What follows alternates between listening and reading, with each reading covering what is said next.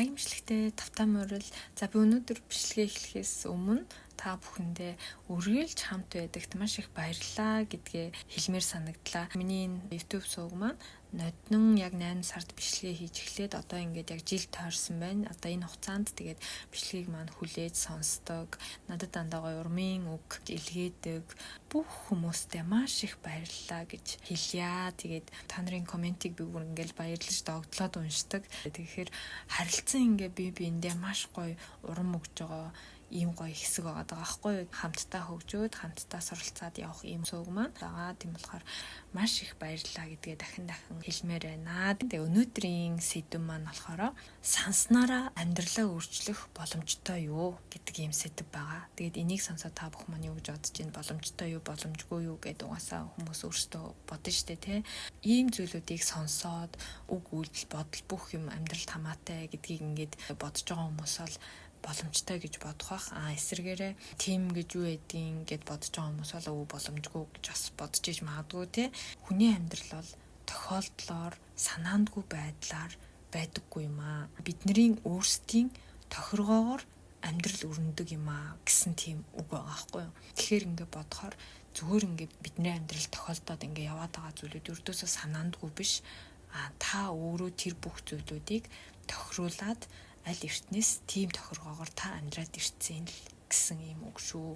Тийм болохоор амьдралыг өөрийнхөө санснаар өөрчлөх боломжтой юу гэвэл боломжтой гэж ингэж гаргасан байгаа.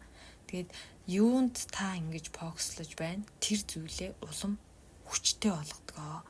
Өөрөөр хэлбэл бодлын хүч гэдэг нь нэг ёсондоо хүндийн хүч болдог учраас бодол чинь хамгийн их анхаарад байгаа зүйл рүү амьдралын явах тэр замыг тохируулж өгөөд идэг гэсэн үг болж байгаа юм билээ. Амьдралтаа ингээл нэг гоё адтай те бүх юм санснаар болоод ингээл хүснээ бүтээгээл амьдраад идэг хүмүүс яг яадаг вэ гэхээр өдөр тутамдаа болж байгаа тэр жижиг асуудалд юусэн анхаардаггүй гинэ.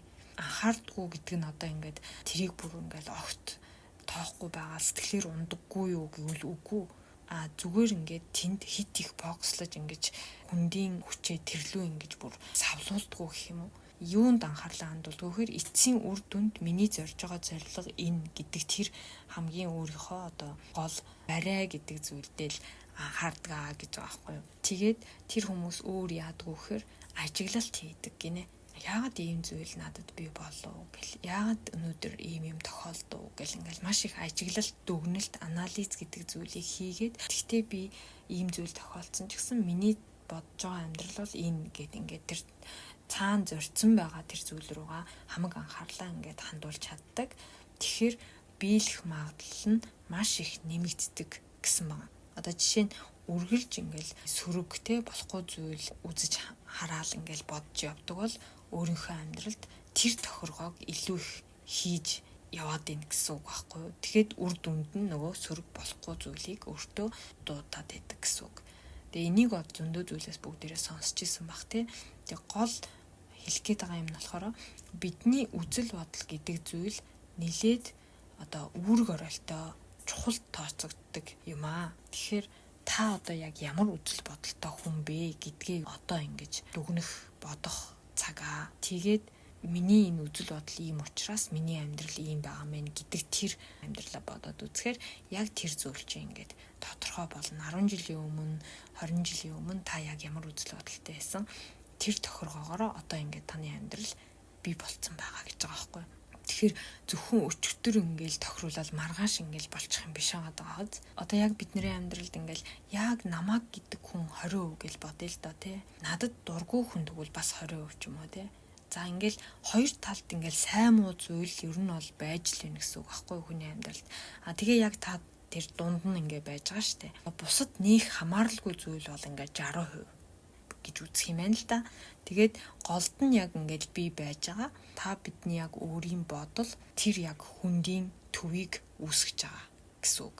Тэгэнгүүт та өөртөө дургүй хүмүүстэй ингээл анхаарал тийшээ ингээл бухимдаал тэр зүг рүү ингээл бодлоо зориулал ах юм бол тэр тал руугаа одоо нөгөө хүндийн хүч чинь илүү ингээд хазаагаад доошо унаад ирнэ дээ. Тэгэхээр бусад эргэн тойронд байгаа зүйлүүд хүртэл тэрлөө ингээд унж ирж тэнд бөөгнөрөөд тэгэхээр таны нөгөө тэнцвэр алдагдаад сөрөг тал руугаа хазаах болчиход байгааз.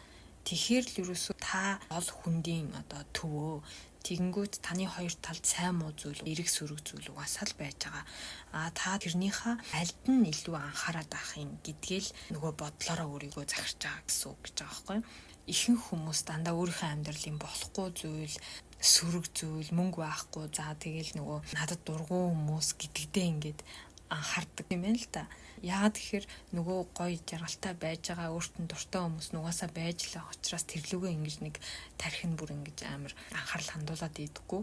Яалтчгүй л нөгөө болохгүй зүйлэн тархинд нь байнга бодогдоод стресс болоод идэг гэж байгаа байхгүй. Тэгэхээр тэрийгэ хүн ерөөсөө зөв тохируулж сурах хэрэгтэй. Эдгийг л хэлсэн болов уу гэж би бас бодсон. Тэгээд өөрөөр хэлбэл та бидний бодол хамгийн их анхаарч байгаа тал руугаа ингээд таны бүх хувьчин ороод ирнэ гэсэн үг шүү дээ. Тэгэхээр л нөгөө амьдралын тэнцвэр гэдэг чинь алдагдаад ирнэ гэсэн үг. Зөв сайн тал руугаа ингээд их болоод ийн гэдэг нь болохоор зүгээр байхгүй юу?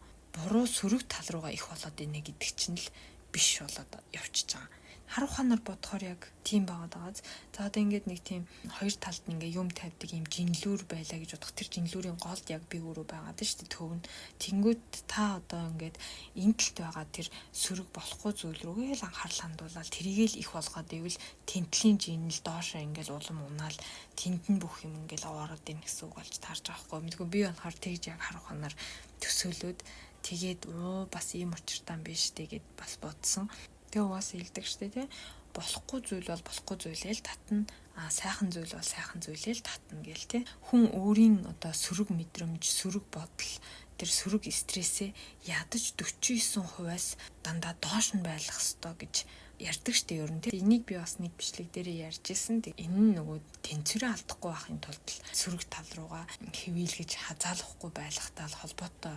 За тэгээд та бидний одоо нөгөө үг бодол яг хаана байгаа нь тэр зүг рүү нөгөө бидний амьдралын чинь үр дүн яг ингэж хөдөлгөөнд орж явж идэг учраас өөрийнхөө төсөөлж байгаа амьдралыг тохируулаад түүндээ хүрэхийн тулд хийх зүйл бодох бодол хэлэх ярих үгээ хүртэл тодорхой болгож ингэж тохируулах хэрэгтэй гэж байгаа юм. Өдөр тутамд ингээд таарад байгаа жижиг сажиг тэр асуудлууд сөрөг зүйлд аль болох бодлоо ингээд захируулахгүйгээр тэрийг тохируулж явж чадах юм бол өөрчлөгдөх магадлал маш өндөр болж ирдгээ гэсэн байгаа. Өнөө маргааш өдөр тутмын асуудалд бодлоо захируулахгүй гэдэг нь мэдээж одоо өдөр тутамд чинь зөндөө л асуудал гарч ирдэг штэ тийм хүмүүст одоо бид нарт чинь бухимдах юм зүрийн сөрөг бодол зөндөө л ингээл байна штэ тий. Тэглээгээд тэр нь бол төр зургийн юм нэг зигзаг хөдөлгөөн л үүсгэж байгаа гэж байгаа. Тийм одоо зигзаг маягийн хэлбэрл үүсэж байгаа болохоос биш эцсийн үр дүндээ та ерөнхийдөө нөгөө 49-51-ийн тэнцвэрээрээ 51% нь яг танд эерэг байх юм бол эцсийн үр дүндээ таны нөгөө бодсон амьдрал зөв тал руу хивээж ингэж өөрчлөгдөх боломжтой юм а гэсэн сонирхолтой онол юм билээ. Ер нь өдөр бүр ингээл эерэг байгаа бүх юм нь болоод баян ингээл гоё ааштай, гоё зантай байна гэж бас амьдрал дээр байхгүй штэ тий. Тэгэхээр хүн яг юу хийж чадах вэ гэхээр өөрийнхөө амьдралыг хаашаа явуулж хааш нь эргүүлэх гэдгийг л хийж чадна гэсэн байна. Тэгээ яаж гэхээр өөрийнхөө нэг бодлоор өөрийнхөө амьдралын урсгалыг өөрчилж эцсийн үр дүндээ л нөгөө сайхан амьдрал руу чиглүүлж эргүүлж чаднаа л гэсэн тийм тохиргоог хийх хэрэгтэй. Тэгэх юм бол амьдралаа санснараа өөрчлөх боломжтой юм а гэсэн ийм нэг зүйл байгаа байхгүй юу. Хамгийн гол нь тэгэхээр бид нэг юм хүсэл ингээл гоё амьдрал бүтээх гэлээдэг. Тэгтэл яг санснаар нь болохгүй байх гэдэг чинь бид нар тэрийг тохируулж чадахгүй байх. Дээрэс нь өдөр тутмын амьдрал таарж байгаа тэр нөгөө сөрөг зүйлүүд рүү хит ингээд ороод өөрийнхөө нөгөө тэнцвэрийг алдагдуулаад байна тий. Тийм болохоор яг өөрсдийнхөө өссөн амьдралыг бий болгож чадахгүй болчиход байгаа гэсэн үг юм байна л гэж би ойлгосон. Тэгээд өөрийнхөө нэг бодлоор гэж байгаа байхгүй та одоо энэ нэг жижиг зүйлд ямар үзэл бодолтой байдаг өө энэ ястай юм гэж юу эдийн гэж боддөг юм уу, ямар гоё юм гэж бодох юм уу те. Тэр нэг бодлоор л өөрийнхөө амьдралын тэр хаашаа урсж байгаа урсгалыг ерөөсөө өөрчилж өсөж байгаа амьдралынхаа үр дүнг бий болгож чаднаа гэж хэлж байгаа болохоор энэ ойлгоод ингээд өөрийнхөө үг хэл бодол үзэл бодол те юу гэдгийг бүх юмдаа ингээд анхаарал ирэх юм бол бас хэрэгтэй юм зүйл юм болов гэж бодоод бас та бүхэнтэйгээ хуваалцаж байгаа. Тэгээд бидний биед 37 их 80 тийм эдис байдаг гэдэг те. Тэр бүгд зэрэгцээд таны хэлсэн тэр нэг үг үйлдэл бодлоор нэг чиглэл рүү болохын тулд бидний яг тэр нөгөө бодол гэдэг зүйл чинь маш чухал болоод байгаа. Бодол гэдэг зүйл өөрийн биеийн тэр эдис гэдэг зүйлд хамгийн их нөлөөлдөг учраас л ерөөсөө маш чухал гэж үздэг байгаа юм билээ. Энэ бас нөгөө сэтгэл санаагаа цэгцтэй байлгах гэдэг зүйлтэй бас л уялдаа холбоотой болоо явчихж байгаа байхгүй тий. Тэгээ энэ хүн хэлэх гээд байгаа юм нь болохоор хүний бодол үг гэдэг зүйл, хүний өөрийн тархины үзэл байдаг зүйл маш хүчтэй байдаг юм а гэдгийг л хэлхийг хүссэн болов уу гэж бодсон. Хамгийн гол нь өөрийнхөө яаж амьдрмаар байгааг тохируулаад та яг тэндээ фокуслож чадах юм бол өөрийнхөө санснаар амьдрах боломжтой юм а гэж хэлсэн байгаа. Тэгээд дараагийнхаа бичлэгээр дахин уулзцгаая. Баярлалаа.